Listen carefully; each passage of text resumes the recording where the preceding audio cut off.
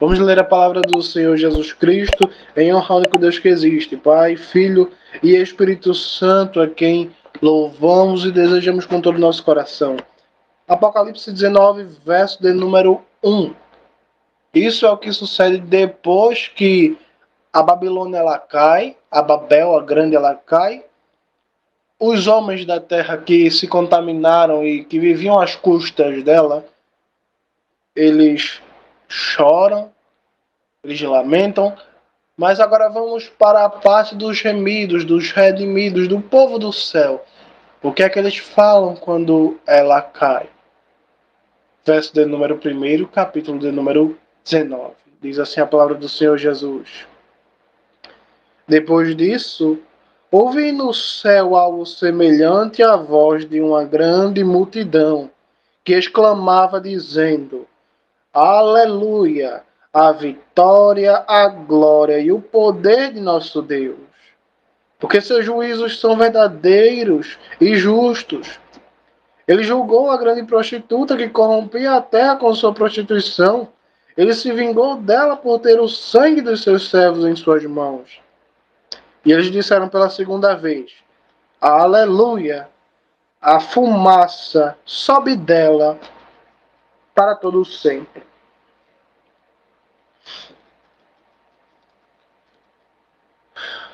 O Senhor Jesus Cristo aqui, por meio do seu Espírito Santo, nos revela na sua palavra.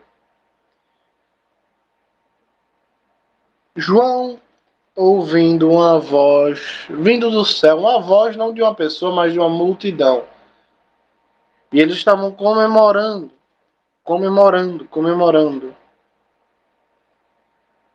a derrota da grande prostituta. Não sabemos se essa voz são voz de seres humanos. Porque aqui o cântico da comemoração está dizendo assim: ele se vingou dela, Deus se vingou dela, da grande prostituta, por ter o sangue dos seus servos nas mãos. Isso nos dá a entender de que talvez não sejam vozes humanas. Porque fala, essa cidade tem o sangue dos servos de Deus. Mas se fosse uma pessoa, provavelmente iria dizer, essa cidade tem o nosso sangue. Porém, não importa se é voz de anjo ou se é voz de homem. O importante é que o que está sendo dito aqui é uma coisa muito profunda. Nos últimos tempos, nos últimos séculos, a igreja cristã tem sido ensinada por pessoas carnais, por pessoas sem nenhum compromisso com Deus ou com a sua palavra.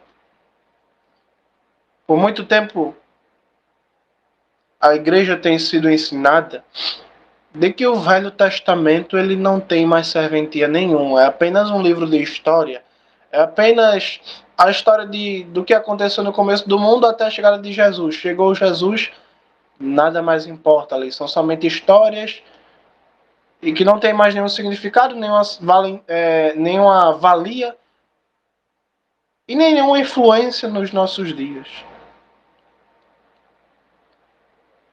O mais absurdo disso é o ponto das pessoas chegarem e dizerem que a lei do Senhor não existe mais. E que agora vivemos no mundo da graça. Que aparentemente, na mente das pessoas, é um mundo sem lei. Porém, a partir do momento em que as pessoas foram ensinadas que o Velho Testamento ele não serve mais para nada, inclusive a lei de Moisés, especialmente, que não serve mais para nada, que é somente uma história que conta o que aconteceu no passado para a gente entender o que aconteceu na época de Jesus e tudo mais, mas não passa disso. A partir do momento em que as pessoas elas são ensinadas a pensarem dessa forma, elas ficam totalmente impossibilitadas.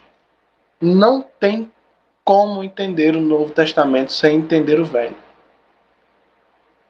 Eu dou graças a Deus porque a pregação do livro de Apocalipse, o livro de Apocalipse, ele é o livro que mais tem citações do Velho Testamento.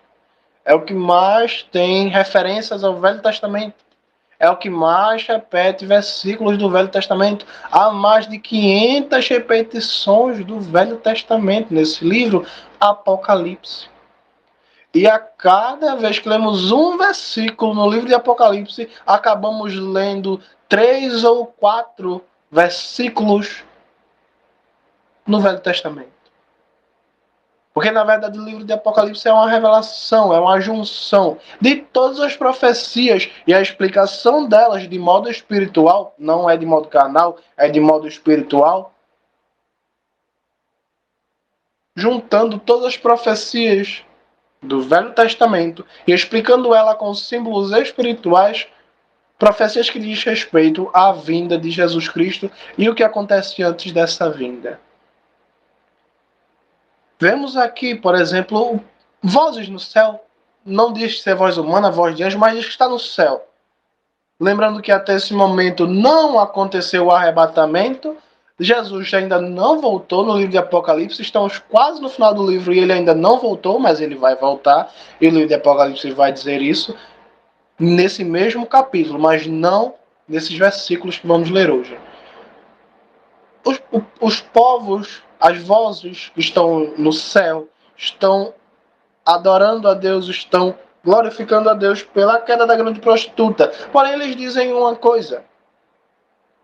Eles mais uma vez reafirmam, eles mais uma vez repetem aquilo que o livro de Apocalipse e os evangelhos vêm nos repetindo desde o começo do Novo Testamento, que a grande cidade é culpada do sangue do povo de Deus. De todos, dos que morreram nela e dos que não morreram nela. De todos da terra que morreram com Jesus Cristo. Essa cidade é culpada.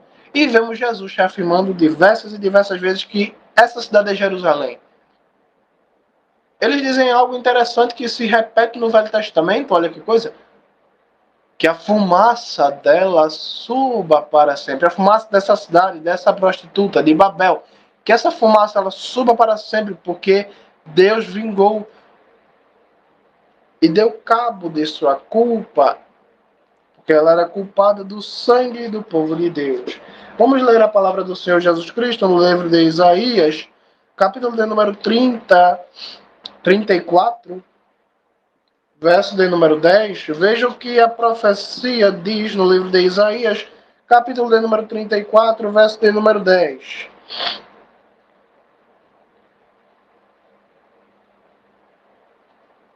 Versículo de número 9, para ficar mais fácil de entender. 8.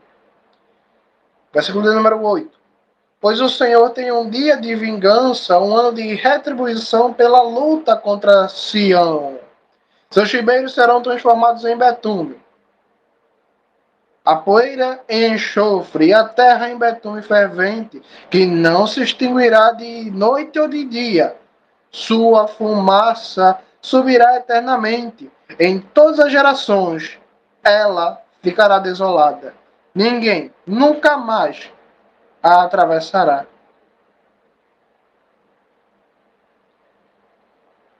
Mais uma vez aqui, Isaías fala da vingança do Senhor Jesus Cristo.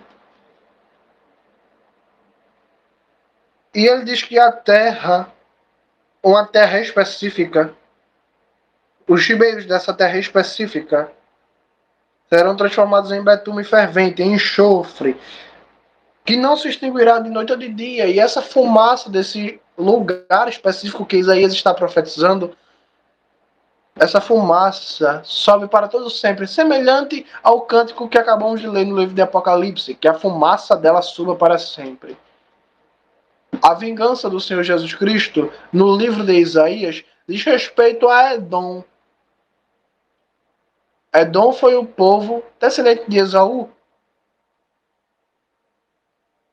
E Isaías, ele diz que Edom está sendo culpado pela luta contra Sião, pela luta contra o povo de Deus.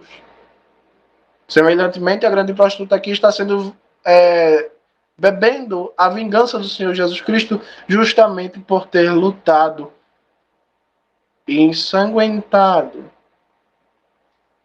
a sua mão com o sangue do povo de Deus. Só há uma diferença do livro de Isaías para o livro de Apocalipse.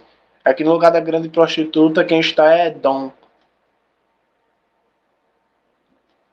Vamos ler novamente o livro de Apocalipse, capítulo de número 19, agora verso de número 4. Diz assim a palavra do Senhor Jesus. Os 24 anciãos e os 4 seres viventes prostraram-se e adoraram a Deus que estava sentado no trono e disseram: Amém, Aleluia. Uma voz partiu do trono dizendo: Louvem nosso Deus, todos vocês, seus servos, todos os que o temem, pequenos e grandes. Então ouvi algo semelhante ao som de uma grande multidão, como o estrondo de muitas águas e fortes trovões, dizendo: Aleluia! O Senhor, Deus dos exércitos celestiais, começou a reinar.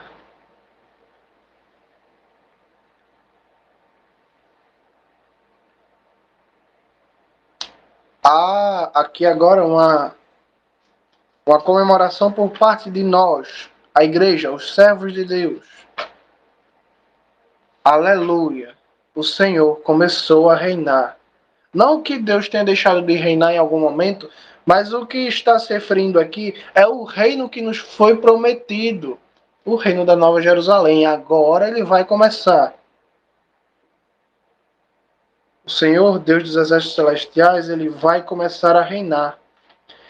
A respeito desse reino,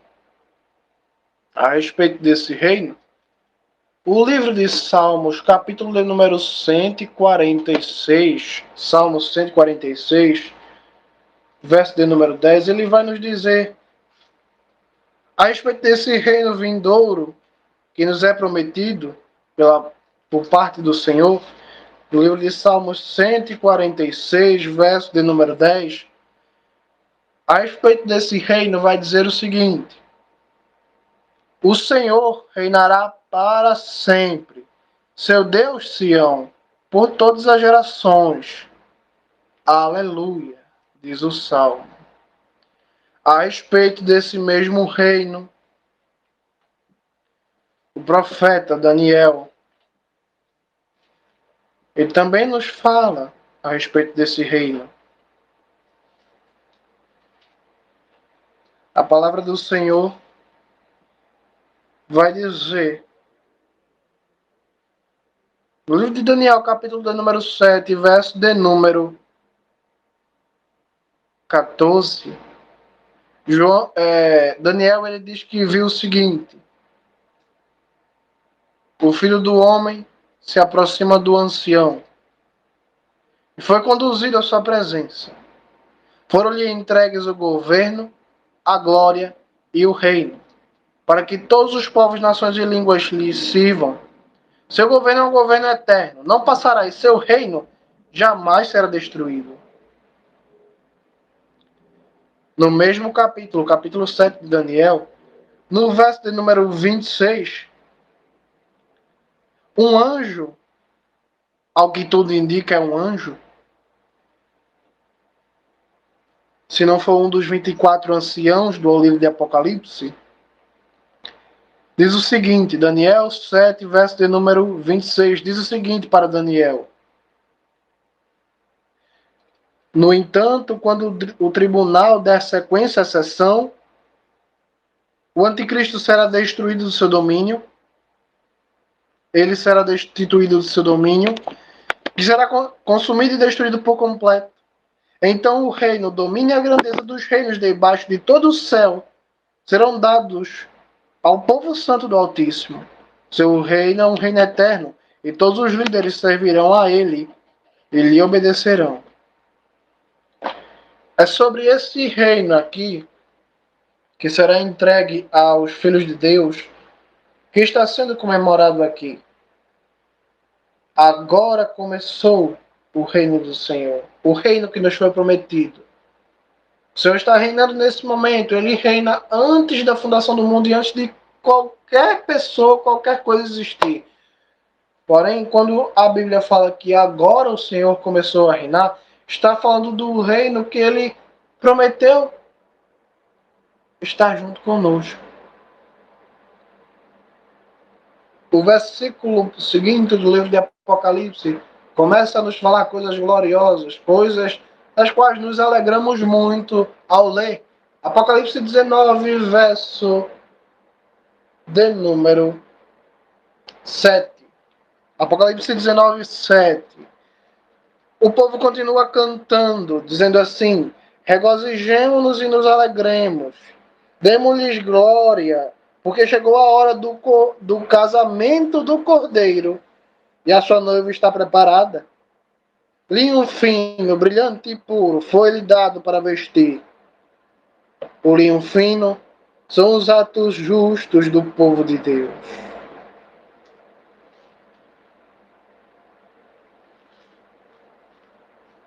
Agora sim.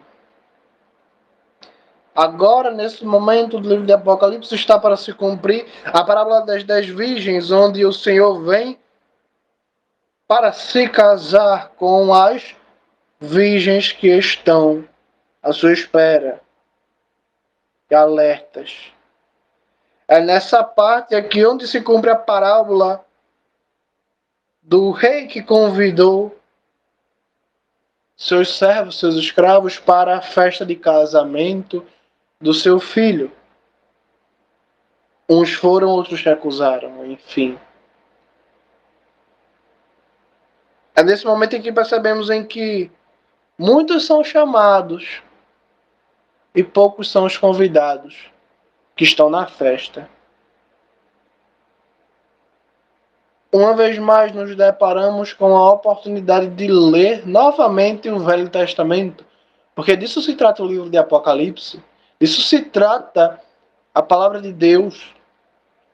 E foi assim que os apóstolos pregaram, e foi assim que todos os servos de Deus pregaram. Tudo que devemos fazer para entender o livro sagrado do Senhor, o Velho Testamento e o Novo, é conciliar um com o outro e saber que são apenas um livro só. Não devemos, de maneira nenhuma, pensar na Bíblia como dividida em duas. São um livro só. E percebam que desde o começo da pregação do livro de Apocalipse, desde os primeiros versículos e capítulos, seria impossível que a gente pudesse entender tanto se o Senhor não tivesse explicado no Velho Testamento. E hoje vamos ler novamente. Uma vez mais, como se já não bastasse o livro de Daniel, como se já não bastasse o livro de Salmos, como se já não bastasse o livro de Isaías. Uma vez mais, vamos ler o livro de Isaías. Estamos aqui vendo o casamento de Deus com a sua noiva. A sua noiva estava vestida de linho puro e fino. E a Bíblia diz, o texto diz, que essa veste, esse linho fino, são os atos justos do povo de Deus. É por isso que a gente tem que entender uma coisa: a gente não é salvo por obras. A gente não é salvo pelo que a gente faz. Mas quem é salvo sabe o que faz. A gente não é salvo pelo que faz. Mas fazemos o que fazemos porque temos a salvação de Cristo. Muitas pessoas têm usado a graça de Deus, como diz o apóstolo Judas, não os Iscariotes, o outro, como diz o apóstolo Judas na sua carta, no seu livro, ele diz que as pessoas usam a graça de Deus, a graça do Senhor Jesus Cristo, para se afundar em pecado. Estamos na graça, vamos fazer tudo o que queremos e Deus nos perdoa. Porém, a noiva é vestida de atos justos. Atos justos, santos, puros. A noiva não está vestida de palavrão. Ela não está vestida de embriaguez. Ela não nem sequer está vestindo roupas curtas, nem maquiagem, nem nada disso.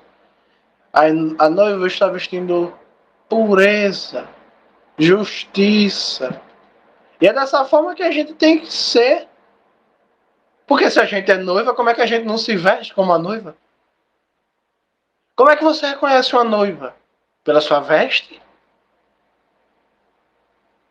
A noiva aqui vai se encontrar com o cordeiro vestida com justiça, com pureza.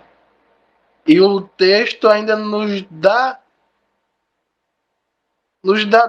tudo para entender que essa roupa espiritual são atos.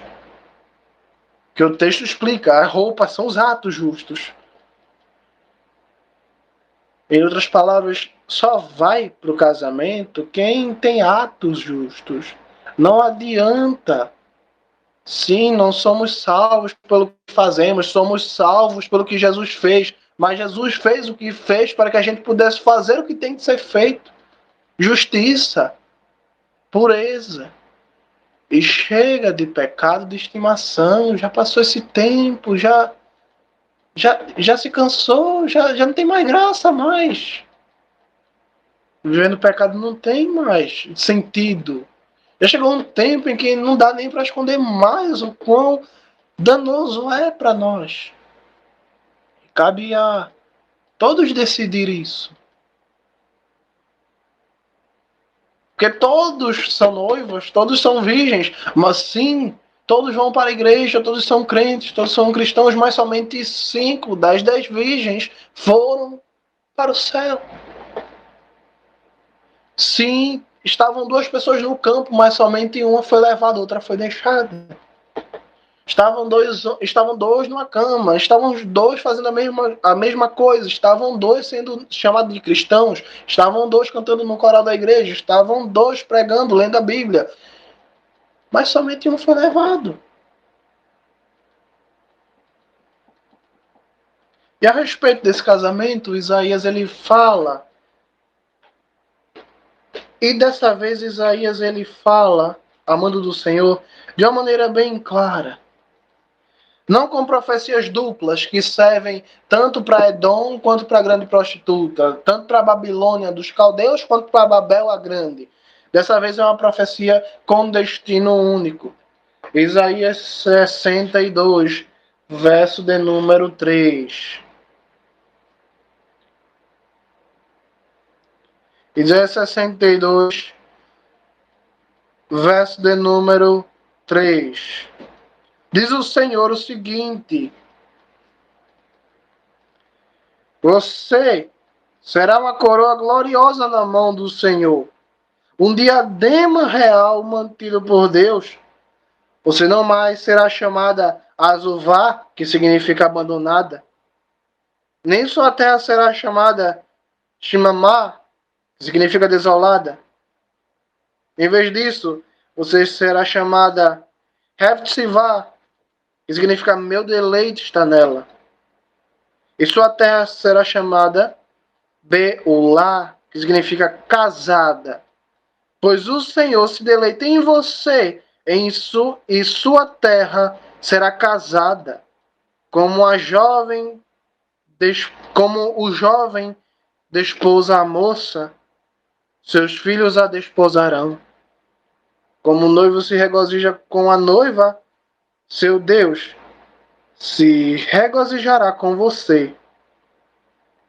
Coloquei sentinelas em seus muros, Jerusalém. Eles jamais ficarão silentes, nem de dia nem de noite. Vocês que clamam pelo Senhor, que não se dão nenhum descanso, nem lhe dão nenhum descanso até lhe restaurar Jerusalém e fazer dela um louvor na terra.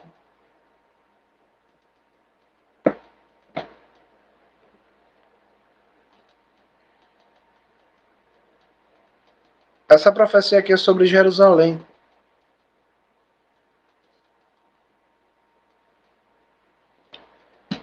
Deus está comparando a cidade santa com uma noiva. Isso não é algo do livro de Apocalipse, como a gente pode entender.